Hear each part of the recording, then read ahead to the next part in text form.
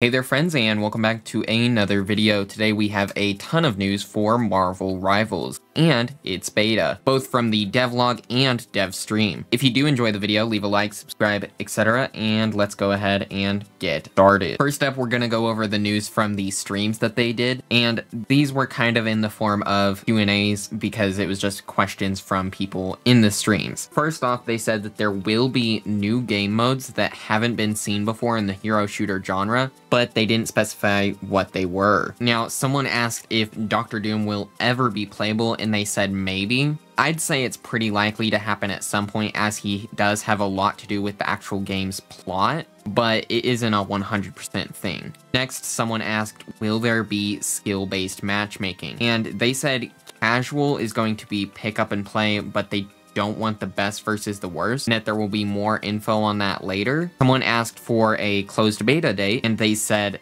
more info on that soon, but the test will be at the end of July. So not gonna be middle, early July. They also confirmed that there will be another tournament like they did for the closed alpha in the beta. Then someone asked if the closed alpha exclusive skin would stay exclusive to the closed alpha. And if you don't know what they're talking about, it is the Scarlet Witch skin. I'll put a picture up on the screen right now. And they said, yes, it will stay exclusive, but there will be more skins, don't worry. I know a lot of you are not going to be really happy about that, but it is just a recolor. There's going to be more, so it's not the worst. Now, someone did ask if there will ever be more spider people added to the game like Miles Morales, and they said as much as they would like to have all of the spider people in the game, there are over 9,000 different Marvel characters that they have to pick and choose from. So probably not going to be getting any more spider characters like Miles or anyone else. Maybe as skins for Peter, but not as new characters. Someone asked if there will be any drastic changes to characters from the alpha, and they said that there would be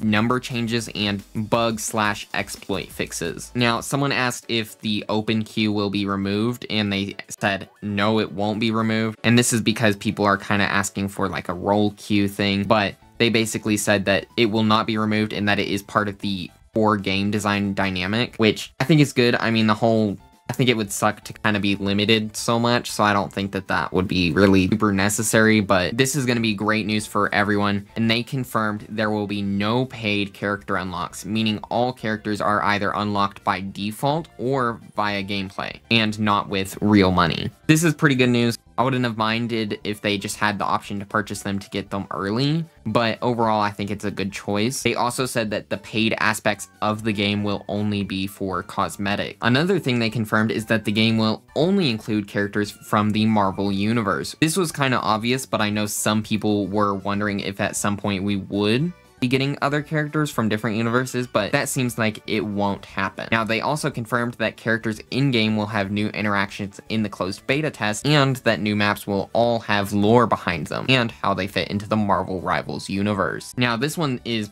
pretty big, and it is the fact that they confirmed that there will be a public roadmap with the community later on. This is really exciting. It's always good to have knowledge of what we will be getting in the future, and we do know kind of a little bit because of all the leaks and stuff, but this is good to have like official confirmation of future stuff will be shown. Now, console signups will be done later in June, and they will announce when the forms are available in the Discord and other locations. PC players will need to request access via the Steam page closer to when the beta begins. You can wishlist and follow the game to get notified when it's ready, and it will be announced in the Discord as well. If you did get into the closed alpha test and hit level 10 on your account, all you will need to do to play again in the closed beta is just update your game when it releases. Now, that is all from these streams, but then we have the dev blog, which was just released today. First off, the player base for the closed beta test will be over 5 times larger than the alpha test. They are expanding the server reach to include North America, Europe, and Asia, giving players the freedom to choose their preferred server for matchmaking battles. Choosing the server with the lowest latency will ensure the best gaming experience, but players can also team up with friends globally with cross-region gameplay, but they did ask players to keep in mind that server latency may impact the experience when doing this. The closed beta test will see servers upgrade to 60 tick rate, delivering an even mightier gaming experience experience for everyone. Additionally, the test will offer tech support for 9 languages, cater to a diverse global audience including English, German, French, Italian, Spanish, Brazilian, Portuguese,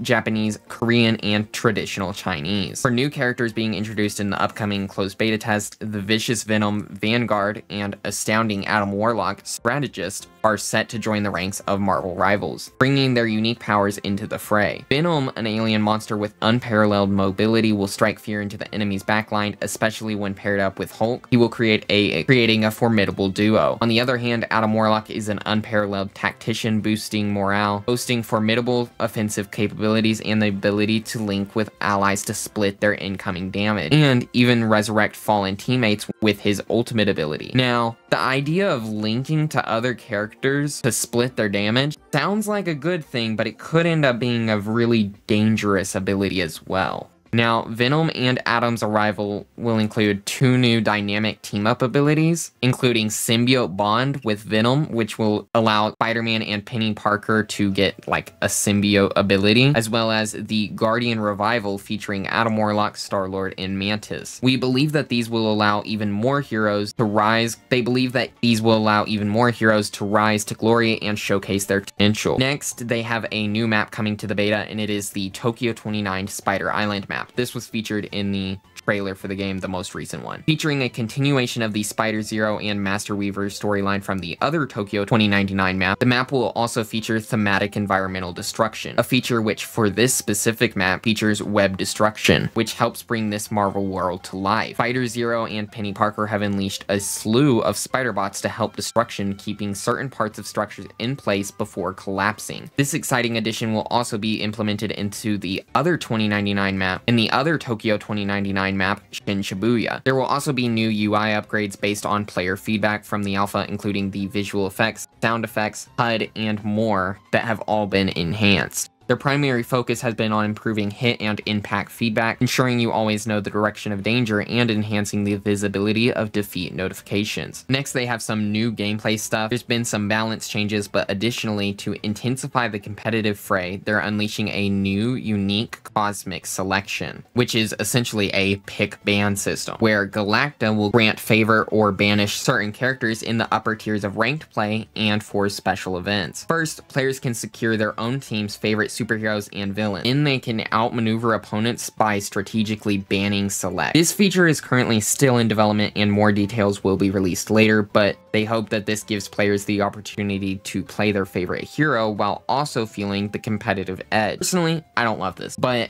maybe this is a good thing for competitive, but we'll just have to wait and see how it actually works in the game. Now, the closed beta test also introduces the past live system, aka kill cams. This gives players a front row seat to see how their hero met their match. This is something that I thought personally was missing from the alpha test, and something I actually did want to see because sometimes I didn't know exactly what even killed me. They've also honed the focus selection for game controllers, making it a snap to navigate the interface and dominate in battle. This is great news, especially since it will be on console now. The beta will also feature cross-platform play, and they've added multi-platform friend functionality in the closed beta test. Whether you're on PlayStation, Xbox, or PC, you can unite with friends or clash with rivals in epic battles across the multiverse. In non-ranked modes, crossplay can be freely activated or deactivated. To ensure a fair and balanced competitive environment, they've also introduced a console-only crossplay feature for ranked play. This will allow you to choose to engage with players of similar skill from PlayStation and Xbox, or test your mettle exclusively against those on your specific platform. Additionally, they've heard players and they're exploring the potential of cross progression, allowing heroes to seamlessly continue their journey regardless of the platform they are on. This is great news. Crossplay is always an extremely good thing to get in any games, as well as cross progression. Now, that is all of the news we got from the dev update, but overall, the beta and the game itself is looking great. A roadmap is coming, crossplay, potentially cross progression, new maps, characters, plus way more people will actually be able to play than in the alpha. Anyways, that is all of the news for this video.